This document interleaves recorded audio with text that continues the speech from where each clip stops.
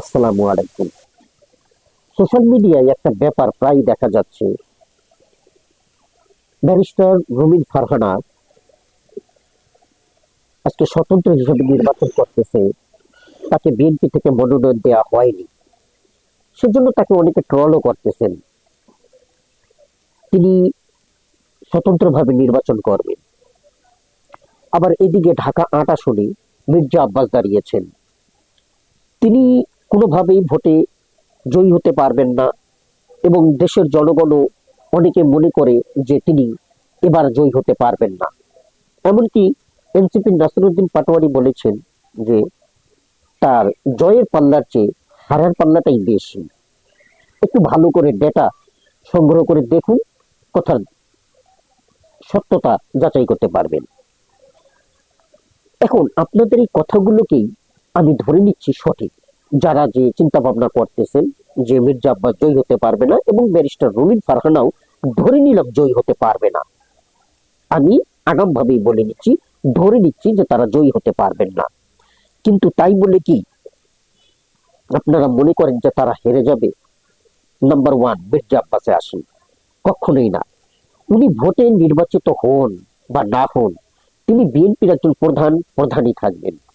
এমনকি তিনি যদি হেরেও যান, তারপরও দেখবেন যে উনি টেকনোক্র্যাট মন্ত্রী হয়ে যাবেন। যদি তার দল ক্ষমতায় আসে, তাহলে তিনি টেকনোক্র্যাট মন্ত্রী হয়ে যাবেন, এতে কোনো প্রকার ভুল হবে না। এবং তাকে সংসদে বসানোর জন্য, সংসদের আসনে বসানোর জন্য সর্বত ব্যবস্থা এই বিএনপি করবে। কোনোভাবেই তাকে রাজনীতির বাহিরে রাখবে না এবং ক্ষমতার বাহিরেও রাখবে না। তিনি ক্ষমতার কাছাকাছি থাকবেন, হয়তো জয়ী হতে পারবেন না। ব্যারিস্টার রুমিন ফারহানা ঠিক সেই ঘটনাই ঘটবে। আজকে স্বতন্ত্র হিসাবে হয়তো সে নির্বাচন করতেছে এবং তার পিছনে কতগুলো কারণ আছে, এই কারণে তাকে নির্বাচনে এবার বিএনপির পক্ষ থেকে মনোনয়ন দেওয়া হয়নি। এরকম ৩ জন ব্যক্তিত্ব আছে যেটা আপনারা ঘাটলে দেখতে পারবেন। যেমন যেমন রুহুল কবির রিজভী, তাকে নির্বাচনে মনোনয়ন দেওয়া হয়নি। কিন্তু আসলে পিছনে কারণগুলো কি জানেন?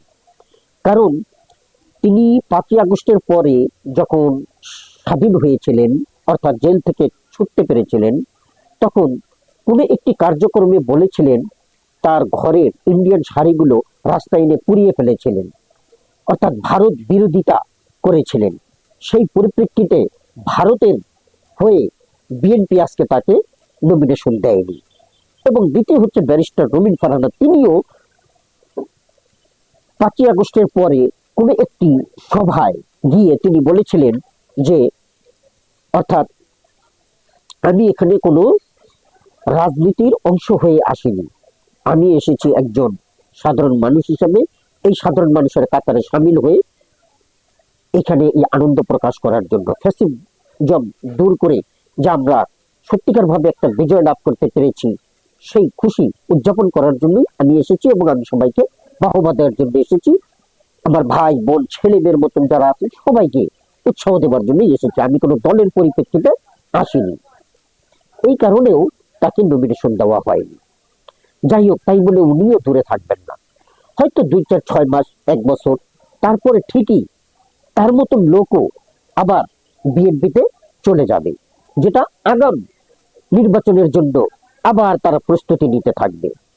কেন এই যে সাদা পাথর লুট করা যে এক ব্যক্তি, সেও পর্যন্ত এখন তাকে বহিষ্কার করার পরে আবার তাকে বিএনপিতে স্থান দেওয়া হয়েছে। এমনি ভাবে ১ জন ২ জন না, হাজার হাজার বহিষ্কার করা হয়েছে, যা লোক দেখানো, মিডিয়াতে প্রকাশ করার জন্য, প্রচার করার জন্য। আবার ঠিকই তাদেরকে বিএনপিতে প্রত্যাদেশ দেওয়া হয়েছে, অর্থাৎ তাদেরকে আবার ফিরিয়েও আনা হয়েছে, বহাল তবিয়তে তাদেরকে রাখা হয়েছে। একজনও কিন্তু বাহিরে নাই, শুধুমাত্র ক্ষমতাটা পাবার একটু দূরে রয়েছে। একটু ক্ষমতাটা পাক, যদি কোনো ক্রমে তারা সরকার গঠন করতে পারে, তবেই দেখতে পারবেন তাদের আসল উদ্দেশ্য। ধন্যবাদ। আসসালামু আলাইকুম।